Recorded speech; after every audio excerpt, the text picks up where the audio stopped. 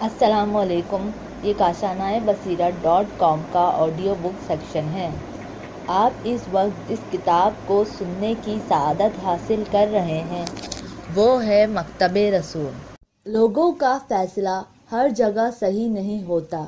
امام محمد باقر علیہ السلام نے جابر بن عبداللہ انصاری سے فرمایا، اے جابر، تم اس وقت تک ہمارے دوست نہیں ہو سکتے جب تک ایسے نہ بن جاؤ کہ اگر شہر کے تمام لوگ تمہارے متعلق کہیں کہ فلاں شخص برا ہے تو تم ناخوش نہ ہو، یا اگر یہ کہیں کہ فلاں شخص نیک ہے اور تم خوش نہ ہو، بلکہ تم اپنے آپ کو پہچاننے کے لیے خود کو کتاب خدا کے سامنے پیش کر دو۔ اس حدیث سے بخوبی معلوم ہو جاتا ہے کہ ہر مقام پر لوگوں کی رائے، فیصلہ اور انتخاب درستی یا نادرستی کی دلیل نہیں ہے۔ یہ بات واضح ہو جانے کے بعد کہ مسئلہ امامت ایک اہم اعتقادی مسئلہ ہے جو معاشرے کی ہدایت کا ذریعہ اور نشوونما دینے والا ہے، نیز ان کثیر روایات کے مطابق سچے امام کی پیروی کے بغیر عبادت قبول نہیں ہوتی، چاہے انسان عمر بھر اور رات دن سخت قسم کی عبادت کرتا رہے۔ خدا کی قسم، چاہے کوئی شخص دن کو روزے اور رات بھر نماز پڑھا کرے، لیکن جب تک وہ ہماری رہبری کو قبول نہیں کرے گا، قیامت میں اس پر یا تو خدا کا غضب نازل ہوگا یا کم از کم خدا اس سے راضی نہیں ہوگا۔ اور اس کے بعد کہ تاریخ میں رہبری کے مسئلے نے قوموں کی قسمت پر خاص اثر ڈالا ہے، اور اس کے بعد کہ غفلت، شک، دھمکی اور لالچ کے راستے کھلے ہوئے ہیں اور لوگوں نے اپنے آپ کو جھوٹ موٹ کے اور جعلی رہبر اور امام بنا لیا ہے اور جماعتوں کو تباہی کے سپرد کر کے بدقسمت بنا دیا ہے۔ بہرحال ان سب باتوں کے بعد یہ مناسب ہے کہ ہم قرآن اور حدیث سے امام کے تقرر کا طریقہ اور سچے اور جھوٹے امام کی پہچان کا ڈھنگ معلوم کریں۔ اس کے لیے یہ اچھا ہے کہ پہلے ہم دنیا میں رائج عام طریقوں پر غور کریں اور بعد میں امام کی روش کے ساتھ ان کے موازنے سے اسلام کی قدر و قیمت کا سراغ لگائیں۔ دنیا میں رہبر کے تقرر کے طریقے۔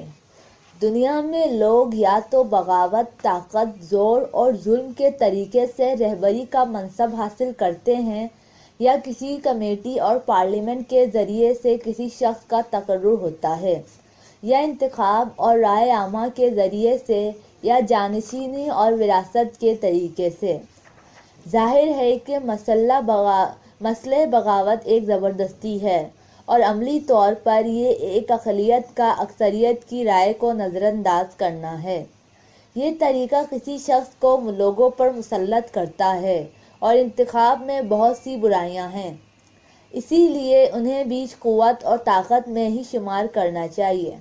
بے عیب اور درست طریقہ وہی خدائی طریقہ ہے جس میں پیغمبر جیسے معصوم رہبر خدا کی طرف سے مقرر ہوتے ہیں۔ امام کا تقرر صرف خدا کی طرف سے ہوتا ہے۔ جب خدا نے حضرت ابراہیم علیہ السلام کی جان، مال اور بیوی وغیرہ کی جدائی جیسے حوادث سے آزمائش کر لی اور وہ ان تمام خدائی امتحان میں کامیاب ہو گئے تو انہیں امامت اور رہبری کے منصب پر مقرر فرمایا۔ حکم الہی کی عبارت یہ تھی، میں نے تجھے لوگوں اور ان کے فائدے کے لیے امامت کے منصب پر مقرر کر دیا۔ سورہ بقرہ آیت 124۔ اس اعلان میں جملہ میں نے تجھے بنا دیا سے معلوم ہوتا ہے کہ امام کا تقرر خدا کے ہاتھوں میں ہونا چاہیے اور بس۔ امام کو چاہیے کہ وہ انسان اور دنیا پر جاری تمام قوانین کو جانتا ہو۔ امام کو اس راستے کے لازمی نتیجے سے واقف ہونا چاہیے جسے وہ اختیار کرتا ہے۔ امام کو چاہیے کہ وہ رہبری میں اپنا فائدہ نہ دیکھے اور داخلی اور خارجی اسباب سے متاثر نہ ہو۔ امام کو بہترین اور نمایاں انسانی صفات کا بدرجہ تمام مالک ہونا چاہیے۔ ظاہر ہے کہ معمولی افراد میں ان شرائط کا وجود نہیں ملتا اور عوام لوگوں میں ان صفات کے وجود سے بے خبر ہیں۔ کمزور، جاہل اور گمراہ لوگوں کی ضروری قابلیت رکھنے والے معصوم امام کی رہبری سے ہدایت پانا چاہیے، لیکن افسوس اس دن پر جب خود رہبر اور امام ہی گمراہ، کمزور، جاہل، بے یقین ہوں یا مغرور، ڈرپوک اور بخیل ہوں۔ ناخوشگوار تجربے۔ اسی وجہ سے لوگوں کو غیر معصوم امام کے سپرد کرنا بھی ظلم ہے اور انسانیت کے درجے کی توہین ہے، اور امام اور رہبر کی پہچان خود ایسے لوگوں کے سپرد کرنا بھی ان پر جفا ہے جو غیب کا حال نہیں جانتے، جنہوں نے کوئی معمولی ترقی بھی نہیں کی ہے اور جن کی عقل ان کے آنکھوں میں ہے، یعنی جو دیکھ کر کام کرتے ہیں، عقل سے کام نہیں لیتے۔ دور کیوں جائیں آج کے انہیں ترقی یافتہ معاشروں میں اگر یہ کہا جائے کہ فلاں گمنام نوجوان سیاست دان اور تجربہ کاروں کے فلاں گروہ سے بڑھ کر راستے کے انتخاب، ثابت قدمی اور معاشرے کو ترقی دینے کی قوت اور صلاحیت رکھتا ہے، تو کیا مشرق اور مغرب کی دنیا اسے قبول کرے گی؟ ہرگز نہیں، کیونکہ انسان اپنے ہی فطری تقاضوں کا غلام ہے، اور بہت کم لوگ ایسے ملیں گے جو مکمل طور پر انصاف پسند ہو، اور یہ بھی ممکن نہیں کہ حاکم ماحول کے تعصب اور اقربا نوازی وغیرہ کے اثر سے دور ہوں۔ ہم قرآن میں پڑھتے ہیں کہ لوگ پوچھتے تھے قرآن مکہ اور طائف کے دو مشہور آدمیوں پر کیوں نازل نہیں ہوا؟ سورہ زرخرف آیت 31۔ وہ سوچتے تھے چونکہ فلاں شخص مشہور و معروف یا مالدار اور صاحب جائیداد ہے، اسی لیے وہی بھی اسی پر نازل ہونا چاہیے۔ تو دیکھیے اکثریت کی سمجھ کا نمونہ یہ ہے۔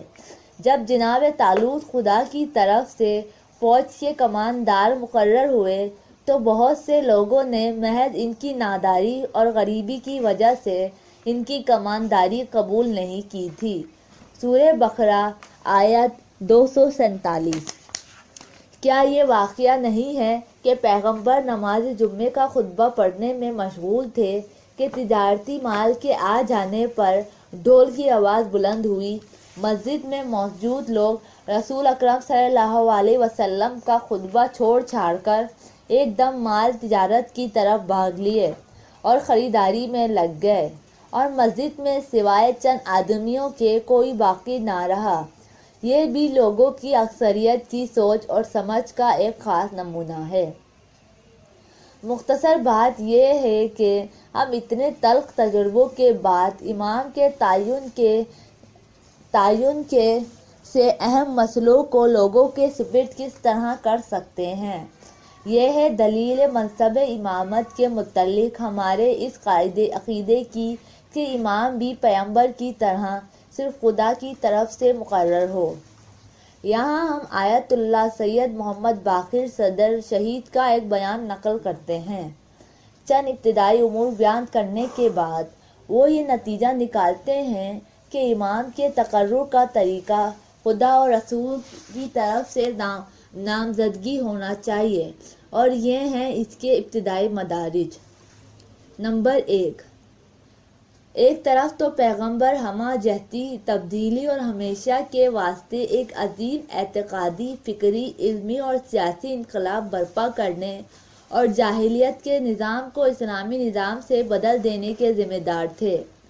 نمبر 2، دوسری جانب آپ کی رسالت کے 23 سال کی مدت اس طرح گزری کہ مسلمان مکے میں تنگی، مجبوری اور خوف میں رہے اور مدینے میں مصیبتیں جھیلتے، لڑائیاں لڑتے اور دشمنوں کے الزامات اٹھاتے رہے۔ تاہم یہ 23 سال ان سب پریشانیوں کے ساتھ اس انقلاب کے لیے کم ہیں۔ نمبر 3، ایک اور مسئلہ بھی جو نظر سے اوجھل نہیں رہنا چاہیے، وہ یہ ہے کہ پیغمبر اکرم صلی اللہ علیہ وسلم دنیا سے یکا یک نہیں چلے گئے، جو ہم یہ کہہ سکیں کہ امت کی رہبری اور اپنے کام کی بقا کے مسئلے پر غور کرنے کے لیے ان کے پاس وقت نہیں تھا۔ مختصر یہ کہ اسلام کے مطابق معاشرے کی اس تبدیلی کے لیے 23 سال کی مدت بہت کم ہے۔ اسی لیے ضروری تھا کہ پیغمبر اکرم صلی اللہ علیہ وسلم کے بعد بھی یہ کام جاری رہے۔ کام کے اس تسلسل کے لیے ہم یہاں چند صورتیں جانچ پڑتال کے لیے پیش کرتے ہیں۔ نمبر 1، یا تو ہمیں یہ کہنا چاہیے کہ پیغمبر اکرم صلی اللہ علیہ وسلم نعوذ باللہ بے پرواہ تھے، اسی لیے انہوں نے لوگوں کی رہنمائی اور انقلابی دین کے دوام کی فکر کیے بغیر انہیں اسی طرح چھوڑ دیا اور دنیا سے سفر کر گئے۔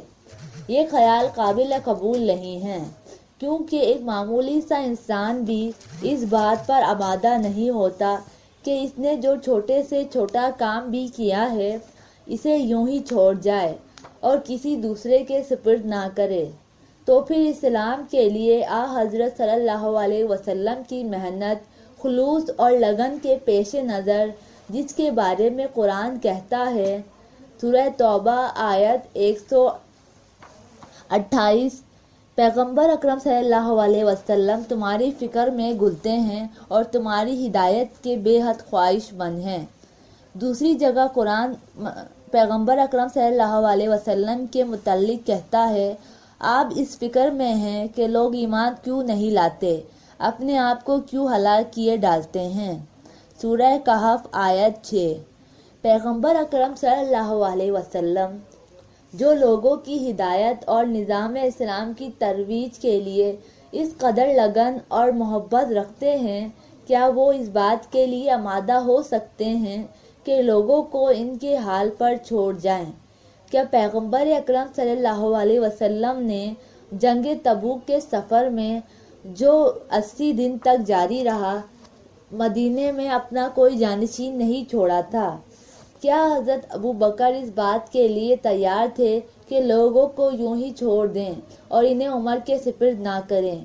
کیا یہ بات مانی جا سکتی ہے کہ ابو بکر کو تو اپنے بعد کے مسلمانوں کی فکر تھی، حضرت محمد مصطفیٰ صلی اللہ علیہ وسلم کو نہیں تھی؟ اسی لیے یہ نظریہ بھی نہیں مانا جا سکتا۔ نمبر 2، اس سلسلے میں ایک دوسرا خیال یہ ہے کہ ہم یہ کہیں، پیغمبر اکرم صلی اللہ علیہ وسلم دنیا سے جاتے وقت امت کی رہبری کے معاملے کو خود لوگوں کی صلاح مشورے اور انتخاب پر چھوڑ گئے۔ اس خیال پر بھی اعتراض ہوتا ہے کہ ابو بکر نے امت کی رہبری کے معاملے کو پیغمبر اکرم صلی اللہ علیہ وسلم کی طرح کیوں نہ شورا مجلس مشاورت کے سپرد کیا، بلکہ انہوں نے خود اس میں دخل دیا اور عمر کو مقرر کر دیا۔ پھر عمر نے امت کی رہبری کے لیے سب سے ووٹ کیوں نہیں لیے اور 6 آدمیوں کا شورا قائم کیا، اور وہ بھی ایسا شورا جو عملاً ایک آمریت تھا، کیونکہ عمر نے یہ کہہ دیا تھا کہ اس شورا کے 6 ممبروں میں سے وہی شخص رہبر ہوگا جس کی عبد الرحمن بن عوف حمایت کریں گے۔ یہ کیسا شورا ہے جس کے ممبروں میں صرف ایک ممبر کو ویٹو کا حق ہو اور اس فریق کا فیصلہ ہی قابل قبول ہو جس فریق میں یہ رکن شامل ہو؟ یہ شورا ہے یا آمریت؟ دوسرا سوال یہ ہے کہ اس خیال کے مطابق غدیر خم کے واقعے کی کیا تعویل ہو سکتی ہے؟ اب چونکہ پہلا اور دوسرا دونوں خیال قابل قبول نہیں ہیں، اسی لیے صرف ایک ہی راستہ باقی رہ جاتا ہے، اور وہ یہ کہ خود پیغمبر اکرم صلی اللہ علیہ وسلم جو لوگوں کے اتنے ہمدرد ہیں، وہ ایک لائق شخص کو امت کی رہبری کے لیے منتخب اور مقرر کریں اور لوگوں میں اس کا تعارف بھی کرا دے، جو مکتب کی پہچان اور اس کے مطابق عمل، رہبری اور تنظیم کی قوت اور معاشرے کی ترقی کے کام میں سب لوگوں سے بہتر ہے، جو ہر قسم کی علمی اور فکری صلاحیت کا مالک اور شاندار خدمات بھی رکھتا ہے۔ ایک دلچسپ بات، ایک قابل غور بات یہ ہے کہ قرآن نے امامت کے مسئلے کا ذکر ایک لفظ عہد سے کیا ہے، اور جب حضرت ابراہیم علیہ السلام نے اپنی اولاد کے لیے امامت مانگی تو خدا نے جواب دیا کہ میرا عہد جو امامت کا منصب ہے ظالم لوگوں کو نہیں ملے گا۔ سورہ بقرہ آیت 124۔ چونکہ امامت خدا کا عہد و پیمان ہے، اسی لیے ہمیں اسے شورا صلح مشورے سے طے نہیں کرنا چاہیے، اس لیے کہ شورا کا تعلق خدا کے عہد سے نہیں ہے بلکہ لوگوں کے کاموں سے ہے۔ اس لیے ان دو آیتوں میں جن میں مشاورت کا ذکر آیا ہے، کلمہ امر آیا ہے، وَأَمْرُهُمْ شُورَىٰ، جو مومنوں کا کام مشورے سے انجام پاتا ہے، یا پیغمبر اکرم صلی اللہ علیہ وسلم کو حکم ہوتا ہے کہ لوگوں کے معاملوں میں خود ان سے مشورہ کرو۔ غور کیجئے کہ دونوں آیتوں میں مشورے کا موضوع لوگوں کے کام ہے جن کا تعلق سماجی مسائل سے ہے۔ امامت کے مسئلے اس میں داخل نہیں ہو سکتا جو خدا کا عہد و پیمان ہے۔ مزید ناخوشگوار تجربے۔ حضرت موسیٰ علیہ السلام نے بنی اسرائیل میں سے 70 آدمی چنے اور انہیں اپنے ساتھ کوہ طور پر لے گئے، لیکن ان کے ایک احمقانہ سوال کی وجہ سے سب کے سب خدا کے غضب کا نشانہ بن گئے، اور موسیٰ جسے اولو العزم پیغمبر نے جو انتخاب کیا وہ بھی غلط ہو گیا۔ سورہ اعراف آیت 155۔ ہم اسی قسم کے تلخ تجربوں کے باعث انتخاب پر قرار واقعی اطمینان نہیں رکھتے۔ اسی لیے بہتر یہ ہے کہ پیغمبر ہے کہ انتخاب کو ایسی ہستی کے ذمے لگا دے جو حقیقتوں، رازوں اور آنے والے زمانے اور اس کے واقعات کو سب سے زیادہ جانتا ہے، یعنی خدائے بزرگ و برتر۔ انتخابات کی فطری خرابیاں۔ انتخاب اور سب کی رائے لینا اگرچہ بہت سے موقعوں پر مشکلات کا بہت اچھا حل ہوتا ہے، لیکن یہ بنیادی طور پر ایسی خرابیاں بھی رکھتا ہے جن سے بالکل چشم پوشی بھی نہیں کی جا سکتی۔ یہ خرابیاں کچھ اس قسم کی ہوتی ہیں۔ نمبر 1، ہر انسان ایک شخص کو منتخب کرتا ہے، لیکن اس کے ساتھ ہی اس انتخاب کرنے والوں اور منتخب ہونے والوں کے درمیان ایسی رقابتیں وجود میں آ جاتی ہیں جو ایک قسم کی ضد، عداوت اور فساد پیدا کرتی ہیں۔ نمبر 2، ہر منتخب ہونے والا فطری طور پر اپنے منتخب کرنے والوں ہی کی حمایت کرتا ہے، اور صرف وہی لوگ اس کے نزدیک قدر و قیمت رکھتے ہیں۔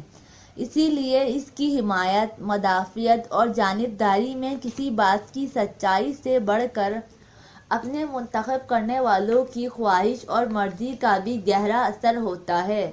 یہ روش خود ایک طرح کا شرک ہے کہ انسان خدا کو چھوڑ کر دوسروں کو راضی کرنے لگ جائے۔ نمبر 3، وہی شک اور غلطی اور بھول چوک اور خواہشیں جو ہمیں رات دن غلط سمتوں میں لے جاتی ہیں۔ ممکن ہے کہ رہبر کے انتخاب میں بھی وہی شکوک، شبہات، جذبات اور خواہشیں انسانی راستے کو صداقت سے پھیر دیں۔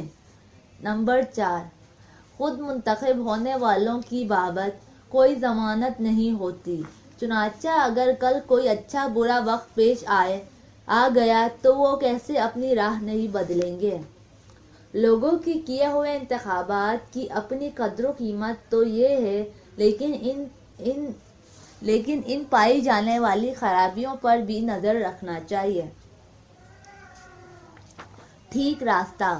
امام مقرر کرنے کے معاملے میں صحیح راستہ وہی ہے جو قرآن بیان کرتا ہے، کیونکہ ہم امامت کو نبوت کی طرح، امام کو پیغمبر کی طرح اور امام کی ضرورت کی دلیل کو پیغمبر کی ضرورت کی دلیل کی طرح سمجھتے اور مانتے ہیں۔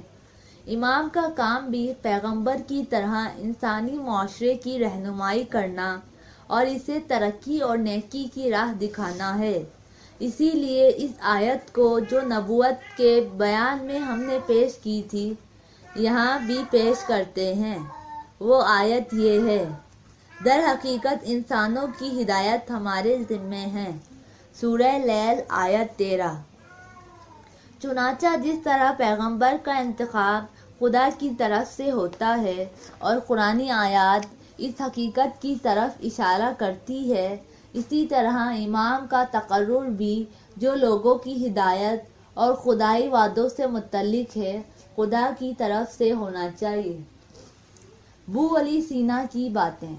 اس سلسلے میں ابو علی سینا ایک بات کہتے ہیں، وہ یہ ہے کہ امام کو معصوم اور نہایت اعلیٰ صفات سے متصف ہونا چاہیے، کیونکہ کسی آدمی کا ایسی صفات اور روحانی و ذہنی خصوصیات رکھنا ایک ایسی بات نہیں ہے جیسے معمولی آدمی سمجھ سکتا ہو، اور اگر کچھ سمجھتا بھی ہے تو نہایت ناقص طور پر، اور وہ بھی صرف علامتوں کی مدد سے سمجھ سکتا ہے۔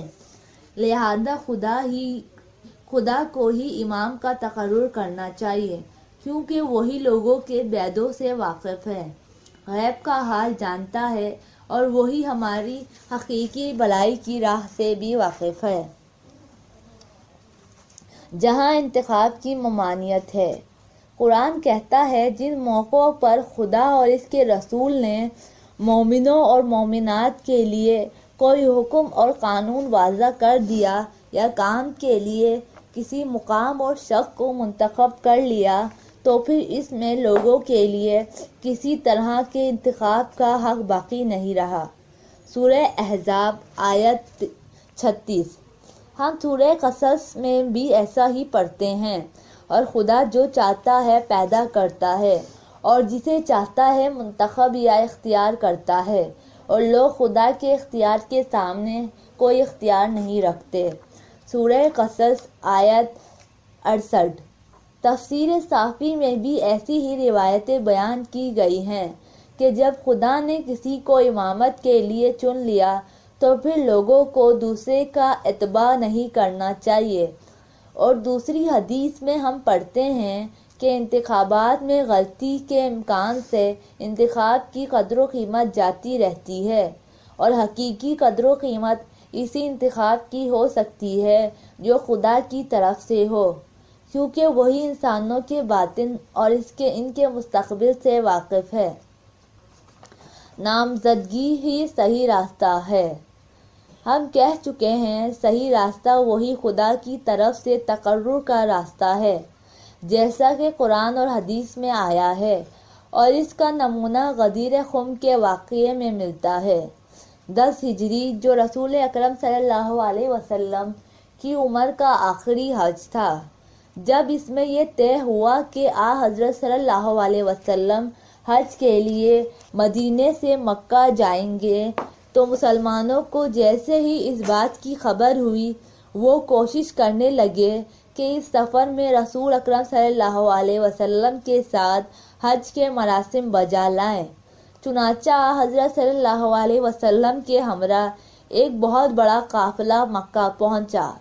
وہ لوگ حج سے فارغ ہو کر مدینے کو پلٹ رہے تھے کہ ایک چوراہے پر پہنچے جہاں سے لوگوں کے قافلے ایک دوسرے سے الگ ہو جایا کرتے تھے۔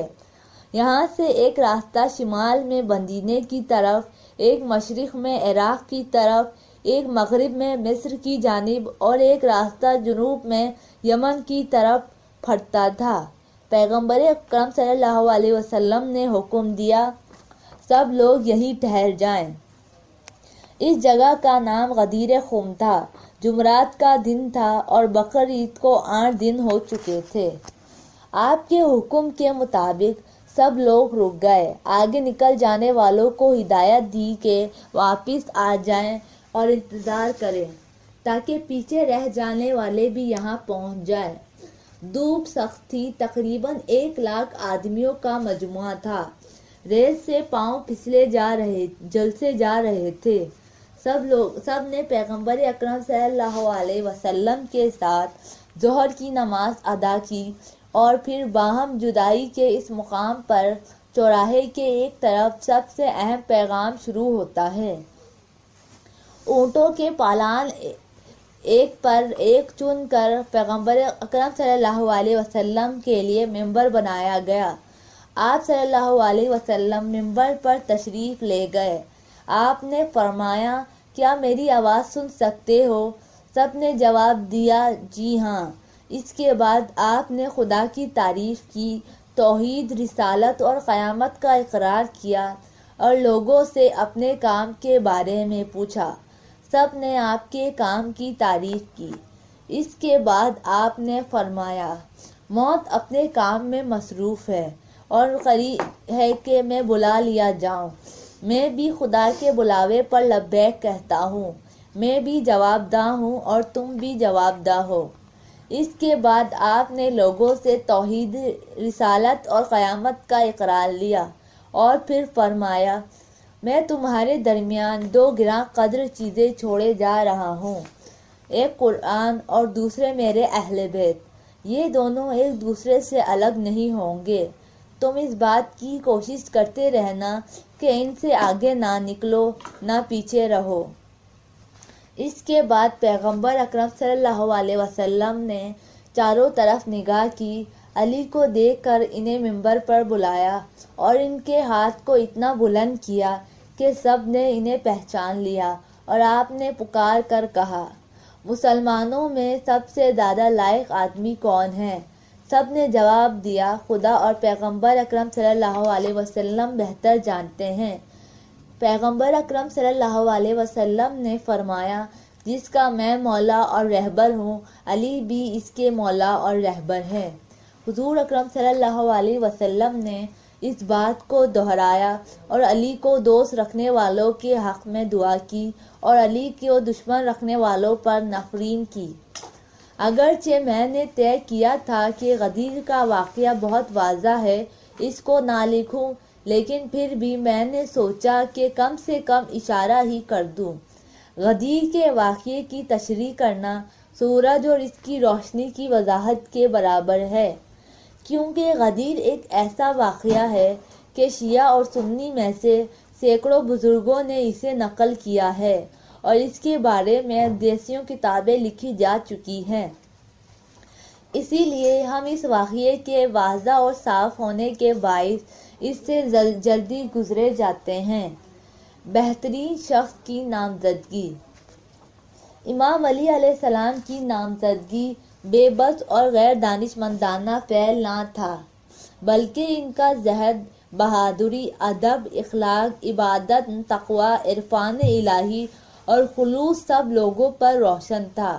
یہاں تک کہ دشمن بھی امام علی علیہ السلام کی ذات میں کوئی چھوٹی سی خامی بھی نہیں نکال سکا۔ اکیلے وہی ایسے شخص تھے جنہوں نے کسی بھی وقت بھی بت کو سجدہ نہیں کیا تھا، بلکہ بچپن ہی سے خدا کو ماننے والے تھے۔ آپ وہ تھے کہ پیغمبر اکرم صلی اللہ علیہ وسلم کی رات کو، ہجرت کی رات کو، جبکہ حضرت صلی اللہ علیہ وسلم نے دشمنوں نے ان کو مار ڈالنے کا ارادہ کر لیا تھا، ان کے بستر پر سوئے اور پیغمبر اکرم صلی اللہ علیہ وسلم گھر سے نکل کر سلامتی کے ساتھ ہجرت کر گئے۔ وہ آپ ہی تھے جو مراسم حج میں بت پرستوں کو شرکت سے منع کرنے والا اعلان یعنی سورہ برائت کی ابتدائی آیات لے کر مکہ گئے اور بت پرستیوں کے سامنے نہایت بہادری کے ساتھ بلند آواز سے پڑھ کر سنائی اور اعلان کیا کہ آئندہ سے وہ کعبے میں داخل ہونے کا حق نہیں رکھتے۔ امام علی علیہ السلام کے متعلق پیغمبر اکرم صلی اللہ علیہ وسلم کی سینکڑوں فضیلتیں اور تاکیدیں بیان کی گئی ہیں۔ سنیوں اور شیعوں کی کتابوں میں امام علی علیہ السلام کے بہت سے فضائل نظر سے گزرتے ہیں، جن میں سے کچھ اہم آگے بیان کریں گے۔ اب ہم اپنی بات اسی پر ختم کرتے ہیں۔ امام علی علیہ السلام اور اہل بیت کے کچھ فضائل۔ امام علی علیہ السلام اور اہل بیت کے فضائل اگرچہ بہت ہیں، لیکن ہم امام کی پہچان کی ابتدائی باتوں پر ان میں سے کچھ بطور نمونہ پیش کرتے ہیں۔ نمبر 1، ابن عباس روایت کرتے ہیں، امام علی علیہ السلام نے رسول اللہ صلی اللہ علیہ وسلم کی ہدایت کے مطابق حضرت فاطمہ زہرا سلام اللہ علیہا اور بی بی فضہ کے ساتھ اپنے دونوں پیارے بیٹوں امام حسن اور امام حسین کی صحت اور شفا یابی کے لیے منت مانی کہ 3 دن کے روزے رکھیں گے۔ جب دونوں صاحبزادے صحت مند اور شفا یاب ہوئے تو نظر پوری کرنے کے وقت گھر میں کچھ نہ تھا۔ امام علی علیہ السلام نے شمعون نامی ایک یہودی سے 3 صاع جو قرض لیے۔ سیدہ طاہرہ نے 1 صاع جو پیس کر 5 روٹیاں پکائیں تاکہ منت کا پہلا روزہ افطار کرے، لیکن جو ہی انہوں نے روزہ افطار کرنا چاہا، ایک نادار سائل نے سوال کیا، السلام علیکم یا اہل بیت محمد، میں ایک مسلمان مسکین ہوں، مجھے کھانا دو، خدا تمہیں جنت کے خوان عطا کرے گا۔ یہ آواز سنتے ہی سب گھر والوں نے اپنے اپنے آگے کی روٹیاں اسے دے دی اور خود پانی سے افطار کیا۔ دوسرے دن پھر روزہ رکھا اور جب مغرب کے بعد افطار کرنا چاہا تو ایک یتیم نے آواز دی، سب نے اپنی اپنی روٹیاں اس کو دے دی اور فقط پانی سے افطار کیا۔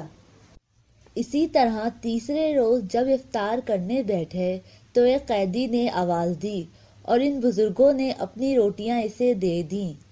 چوتھے روز صبح کو جناب امیر علیہ السلام دونوں صاحبزادوں کو ساتھ لے کر بارگاہ رسول میں حاضر ہوئے۔ حضور صلی اللہ علیہ وسلم نے دیکھا کہ ان کے چہرے زرد پڑے ہیں۔ آپ نے سبب دریافت فرمایا اور اٹھ کر ان کے ساتھ سیدہ علیہ سلام اللہ علیہ کے ایک مکان پر تشریف لائے۔ کیا دیکھتے ہیں کہ فاطمہ زہرا محراب عبادت میں اس حال میں ہے کہ پیٹ کمر سے ملا ہوا ہے اور آنکھیں دس گئی ہیں۔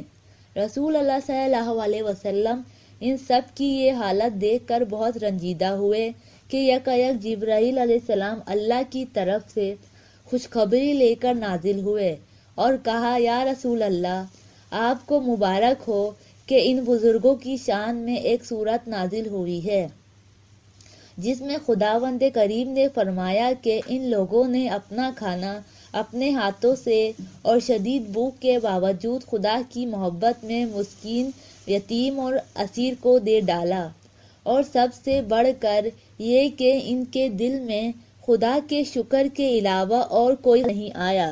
یہ لوگ نہیں چاہتے تھے کہ اپنے اس عمل سے اپنے آئندہ فائدے کے لیے کوئی سند حاصل کریں۔ ان کا مقصد خدا کی خوشنودی کے علاوہ اور کچھ نہیں تھا۔ وَيُطِيمُونَ الطَّعَامَ عَلَى حُبِّهِ مِسْكِينًا وَيَتِيمًا وَأَسِيرًا إِنَّمَا نُطْعِمُكُمْ لِوَجْهِ اللَّهِ لَا نُرِيدُ مِنْكُمْ جَزَاءً وَلَا شَكُورًا۔ اس واقعے کو تمام شیعہ عالموں نے نقل کیا ہے اور علامہ امینی مرحوم نے الغدیر کی 3 جلد میں اسے 24 سنی عالموں سے بھی نقل کیا ہے۔ دوسرا واقعہ، امام علی علیہ السلام شبی اور عباس کے پاس سے گزر رہے تھے۔ آپ نے شیبی کو یہ کہتے سنا، میں مسجد الحرام کا تعمیر کرنے والا اور کلید برادر ہوں، اور عباس کہہ رہے تھے، حاجیوں کو پانی پہنچانے کا کام میرا ہے، اور یوں وہ ایک دوسرے پر اپنی فضیلت جتا رہے تھے۔ امام علی علیہ السلام نے فرمایا، اگرچہ مجھے یہ کہتے ہوئے شرم آتی ہے، لیکن کہنا پڑتا ہے کہ اتنی کم عمری کے باوجود جو فضیلت میں رکھتا ہوں وہ تم میں نہیں ہے، اور وہ یہ ہے کہ جب میں نے تلوار سے جہاد کیا تب تم لوگ خدا اور پیغمبر صلی اللہ علیہ وسلم پر ایمان لائے۔ یہ جملہ ان لوگوں کو ناگوار گزرا۔ عباس ناخوش ہو کر پیغمبر اکرم صلی اللہ علیہ وسلم کے پاس پہنچے اور شکایت کی۔ حضرت صلی اللہ علیہ وسلم نے امام علی کو مخاطب کر کے فرمایا، تم نے اپنے چچا عباس سے ایسی بات کیوں کہی؟ علی نے عرض کی، یا رسول اللہ، میری بات غلط نہیں تھی۔ اس وقت جبرائیل یہ آیت لے کے نازل ہوئے، کیا خانہ خدا کے زائروں کو پانی پہنچانے اور مسجد الحرام کی کلید برادری کا عہدہ خدا اور قیامت پر ایمان لانے اور خدا کی راہ میں جہاد کرنے کے برابر ہے؟ نہیں، بلکہ فضیلت کا پیمانہ صرف ایمان اور جہاد ہے۔ سورہ توبہ آیت 19۔